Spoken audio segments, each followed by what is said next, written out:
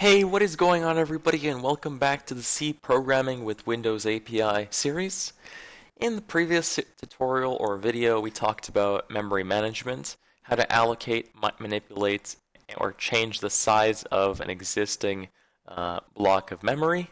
We also talked about the difference between static and dynamic memory, and moreover, why dynamic memory is generally better than static memory. In this tutorial, we're going to be discussing the topic of exception handling, and some important points which we're going to be covering throughout this tutorial are buffer overflows, stack corruptions, aka stack overflows, and memory leaks, and also how to prevent basically all of them from happening throughout the course of your application. Take note, it's important to know that these exceptions generally only occur in very large applications. However, they're not limited to large applications and they could occur at any time. Should they occur, it is more good or better for you to know how to deal with them or handle them or find out why they occur. And this tutorial is actually going to explain exactly that. So I'm going to go ahead and open up my Visual Studio IDE. And here I have it open. So I have the tools.h file from the previous videos and also tutorial12.cpp file with the topic of this tutorial and the points which we're going to be covering. So let's get started. So the first thing I want to talk about is buffer overflow. So let's just define a char data type, let's say char buffer, right? So we'll define a char buffer and have it in an array size of like, let's say, 12 bytes. Okay, so this is a char array of 12 bytes called buffer. So how would a buffer overflow occur inside of this char array? So this char array is 12 bytes, and that means that it can only hold 12 bytes in its memory region. This is technically a static set of memory of 12 bytes. However, let's assume this scenario. You're presented with a login form from like a desktop application. The login form asks you to enter your username and password. You enter your username, the login form makes a request to the database, compares like all of the columns in the database, or like all the data, let's just say. Let's not say columns and tables yet. I'll get more into that later when we start working with databases, but it just compares the username in the database, finds your specific username, compares it to like a user ID or whatever. It says, okay, it retrieves like an MD5 hash or like any type of checksum or hash for your password.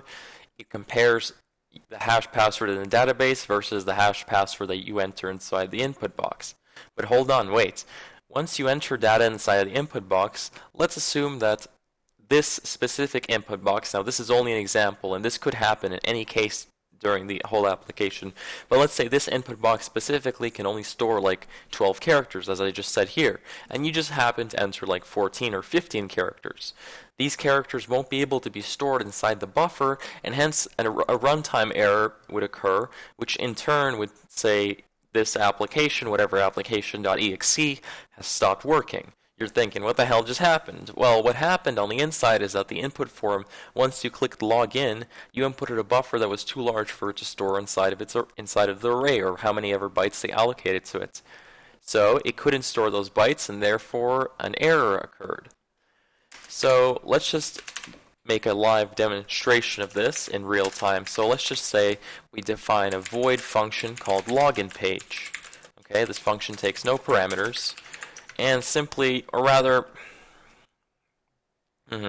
so we just say inside the function we define the char buffer as we just did below that, and we'll just remove it from here, call login page here inside the main application, and basically we just ask the user or prompt the user in the command prompt, whatever, to enter his password, his or her password, sorry.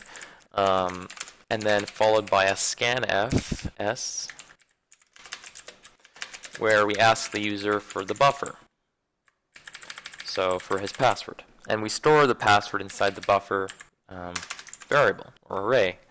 Then we follow this up by a comparison. We compare if the else string compare, basically checking if two strings are equal, then prompt the user that his password is correct. If the two strings are not equal, then prompt the user his password is incorrect. So we just do an else string compare a String 1 being the buffer that the user just entered, and string 2 being the secret password which we're comparing against. In this case, we'll just make it password. Take note, if you're making a real application, don't use password as the password. I mean, like, come on, right? What is this? The 90s? So we're just going to compare these two strings, and if they're equal, then else string compare A, according to MSDN, here I'll even show you. I'm just going to pull up the else string compare A function, or W, regardless of what encoding you're using. We'll talk more about encodings in the intermediate level of the tutorials, but here we have the else string compare function. So as you can see, these are the parameters, compares two strings. The comparison is case sensitive, meaning that all the characters of the second string or the first string have to be exactly the same. And even if like the second string has an uppercase character and the string we're comparing, in this case buffer, has a lowercase character like a lowercase p, then the strings won't be equal. Because if you want a comparison like this, for example, regardless of what uppercase or lowercase characters you want inside the strings, then we use else string compare I, and the I basically stands for string comparison in case sensitive, so not case sensitive. But we just want a case sensitive comparison because we're checking exactly for this specific string in our scenario. So if so I'm going to show you here. If the string here we go. If the strings are equal, basically if they're the same, then the return value is 0. And as you can see, the return value is an integer, so we can just compare this directly to 0. So if they're equal, then basically just printf correct, whatever, right? And else. So else in this specific if statement just says like, if the return value of else string compare is anything but 0, then we just print like printf incorrect, because we just assume that the user did not enter a correct password. Okay, now we're just going to define a bool data type, which is just basically an integer data type with a fancy type def in front of it, as you can see here. And we're just going to call it bypass, set it equal to false by default, and it's only going to be equal to true when the user enters the correct password. So I'm just calling it bypass. I mean, you can call it whatever you want. I personally just think it's a more convenient name for like a passwords login page or sequence. So if bypass, basically saying if bypass is not 0 but anything else or anything greater than 0, then simply printf, like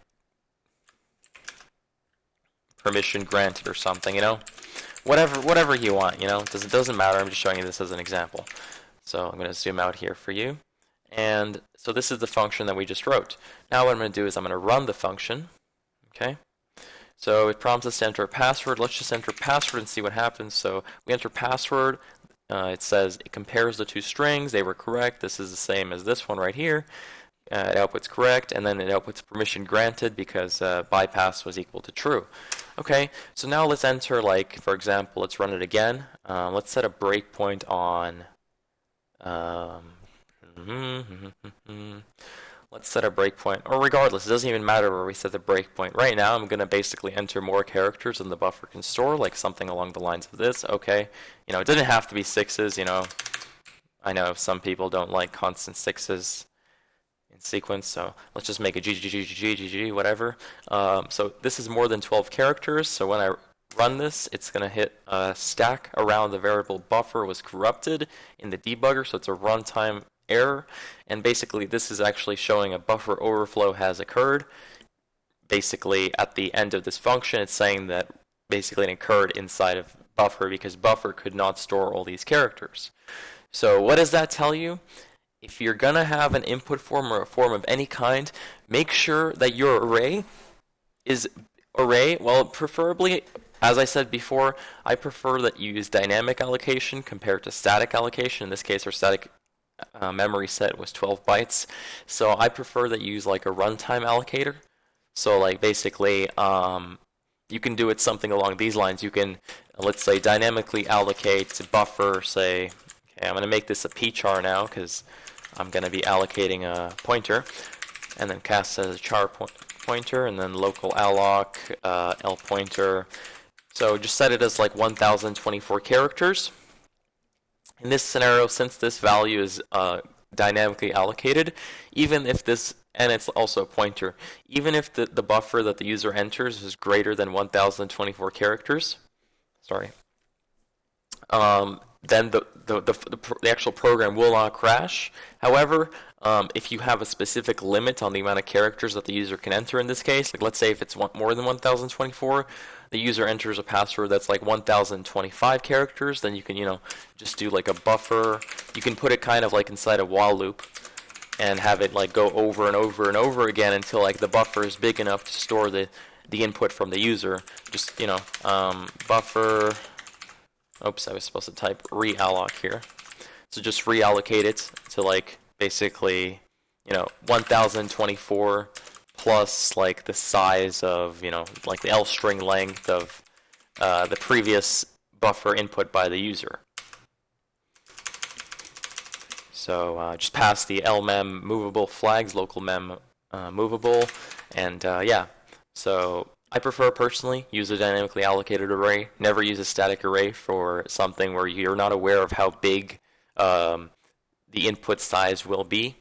Okay, just a tip. And yeah, that's how you prevent a buffer overflow from occurring.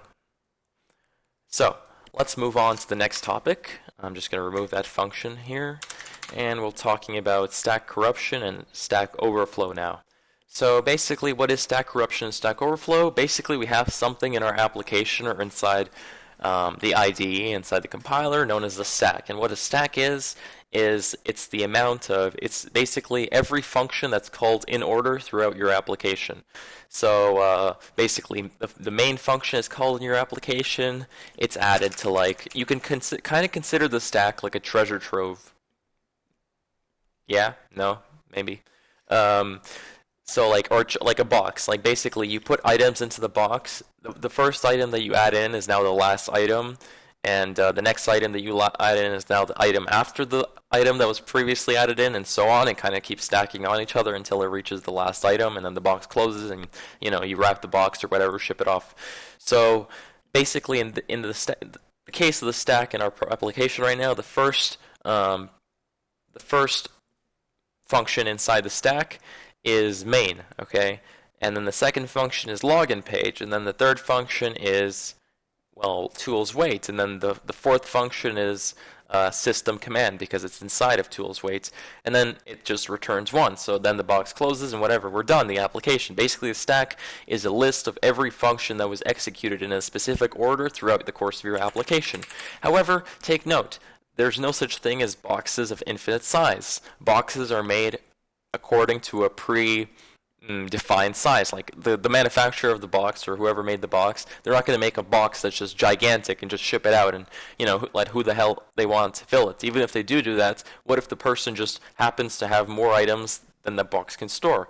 So the stack is kind of just like a box. You can only have so many functions being called from your application, because if you have more than an X amount of function calls from the application before the actual function itself finishes. And what I mean by this is something called recursion, which I'll talk about in just a second.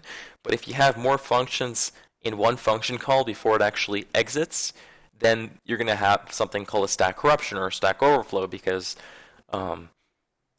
the compiler just didn't know how many more functions to execute, so it just assumed that it's going to be an infinite loop and it crashes. Take note, this won't happen at any specific time in your application unless the compiler just assumes that or the interpreter just assumes that this function will never actually exit. So let me just show you an example of what this is. So let's assume we have a function, or let's make a global variable. Let's just call this variable as an integer. Call it inc. Inc is short for increment. Set it equal to 0. And then we have a void function, again a void. We just call this function stack corruption, because why not? We're just demonstrating a stack corruption or stack overflow right here. So all this function does is it does plus plus inc, so plus plus increment, whatever. And yeah, so then what we do from this function itself is, let's say we call the function again inside of the function, right? So as you can see here, and I'll just replace stack this one with this one, just like that. So as you can see here, when this application runs, here I'll just set a breakpoint on the function itself so it doesn't execute. Okay, so we hit the breakpoint. So when this function is going to be run, all that's going to happen is the inc variable, or the inc data type, is just going to keep incrementing by 1 and 1 and 1 every time, and it's just going to reach a certain point where it just can't increment anymore. And at that point in time, the stack corruption function will just die out, and our program will have a crash. It will crash, and it'll just say like, oh, we can't store any more elements on the stack. Just die and just exits the program. So let me show you this going on right now. We'll just click continue, and as you can see, we have an exception from our debugger called stack overflow parameters whatever. So basically, this parameter, the first one, is the first inc parameter that occurred. So basically, what am I saying? This is where the stack overflow occurred in this function. So in this case, it's on the first line on inc. And this is the value that inc was when the stack overflow occurred. So basically what this is saying is inc reached like a huge number, and it got so large that the compiler, or like the interpreter in general, just realized like, why are we doing this anymore? This function, as you can see here, 4885, this function is never actually going to return. So it just dies and it just stops. So how to prevent this, or why would you even have this in a real application? Why would you be using recursion in a real application? Let me give you an example of something we're going to be doing later on in the series. So something along the lines of this, and you don't even take in, or don't even try to understand why we're going to be doing this, or how it's going to be done right now, because I'll be talking about it later on in the series. But imagine, like, for example, we're reading a web page, okay? And with web pages, there's something called, in the modern age of HTTP 1.1 headers, there's something called content encoding or content compression. And basically what it is the content, the HTTP headers. So the headers that are passed with a request, I'll be talking about this more later, but basically for every request that's made on the internet, a certain HTTP header is made and passed along with it. Kind of gives it a bunch of information about the request and about the content that's going to be requested from the server, and then a response is also passed from the server back to the browser, whatever, and the response contains like information containing what kind of like data is going to be interpreted by the browser, what kind of data is going to be displayed on the page or whatever. But because this data can get so large at certain times, and we want to have like a fast web, certain browsers implement like compression algorithms and to compress this data, kind of pack it like in a smaller form, and then output it to us, right, after it's compressed. So what we'll be doing, something along the lines of what we'll be doing later on, is we're going to be intercepting this data, right, to kind of demonstrate, like, once we start talking more about malware and how malware operates, how it works and whatnot, you need to understand how malware intercepts data. So what we're going to be doing later on is we're going to be intercepting data from a browser, decompressing these algorithms or these compression algorithms that they use within the header or the content encoding header inside the HTTP header. We're going to be, for example, reading the buffer and then decoding the buffer, and then after decoding it, we're going to pass it kind of to the same function. So we're going to call the same function from within itself, and then kind of like reading it again, decoding it, and keep going and going and going until there's like no more data left on the page. So yeah. So basically, for you more advanced users, there's also an element called a transfer header, or like transfer encoding. So if the transfer encoding or transfer is chunked, then we're just going to assume that this specific request has a lot of different requests that follow it, and we need to decode it in the same function because we're going to be storing the same buffer later on. And yeah, so that's in that case we would use a recursive function. But how to prevent this from happening, stack corruption or stack overflow? We always have to have some kind of exit scheme. So at some certain point in time, our application has to check, like, if, in this scenario, if inc is equal to, like, 10 or something, right? Then just, like, return. Basically return, oops. I accidentally just pressed the hotkey to run it. So just return nothing, right? Because it's a void data type. And yeah, so if the inc data type or inc variable is 10, then return and then stop calling this, right? So if we run the application, it just stops, or rather we hit the breakpoint, sorry, then we continue to the function, and that's it. It's done. Like it hits 10 and then it stops, and press an E key to continue, and we're done the application. So we always have to have some kind of exit scenario for the function to just finish so that the program can continue execution. Because if it stalls its execution for a certain period of time in one function, then we're just going to get a stack corruption or stack overflow error.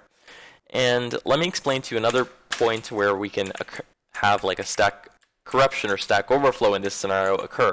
So I'm just going to remove this right here.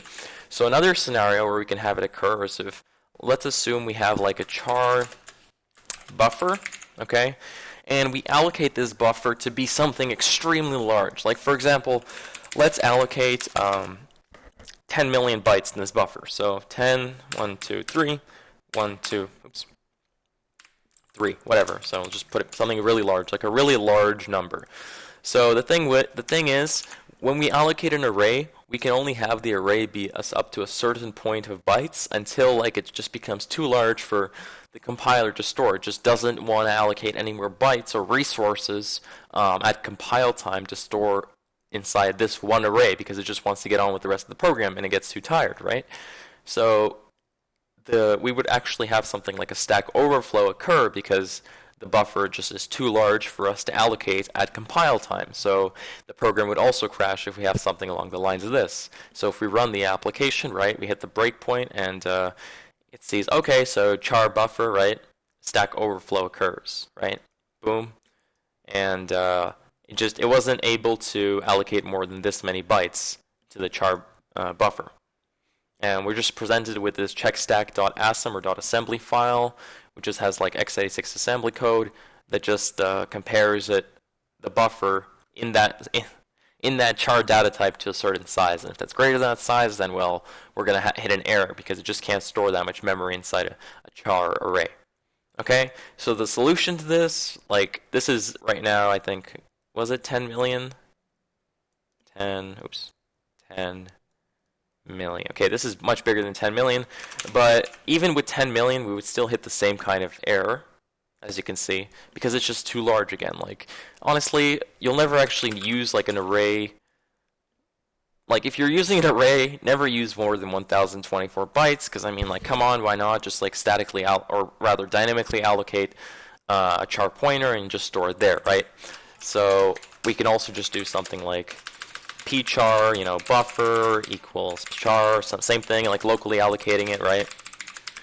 L pointer, and then just have like 10 megabytes of data in here, of bytes. So if we did this, we ran the application, then the application wouldn't crash because this memory is being allocated on the system at runtime, not at compile time. So we don't even care, right? And yeah, so that basically wraps up stack corruption and stack overflow. Now let's talk a little bit about memory leaks. Now take note, memory leaks aren't errors that you'll visually be able to see. Memory leaks are just kind of like programmer flaws that occur in the application when resources are being used, and then after they're finished being used, like the programmer just doesn't free it. So those bytes just in a random location in memory, they just become unavailable. Like you allocate, like it's basically kind of like, you take a loan out of the bank and then you never actually return the loan, right? You're still in debt and you still own a loan. So it's kind of the same thing with memory leaks where you take a certain amount of bytes from the system, you never return it, and you're still like, your application is still, taking damage from, because you're allocating bytes and you're not returning them. So it's kind of like you're using memory, but you're never giving it back, basically. You're never releasing it to another application in the system. That application is eventually going to get run out of memory, and if you allocate so much memory and then you just don't return it, some other application is going to encounter an error where it just can't allocate enough memory because there's not enough left on your system.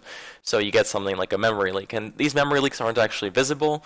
You have to actually check them either with a performance debugger, which you can kind of get from a third party. Again, I'll get into that later on. We don't need it right now.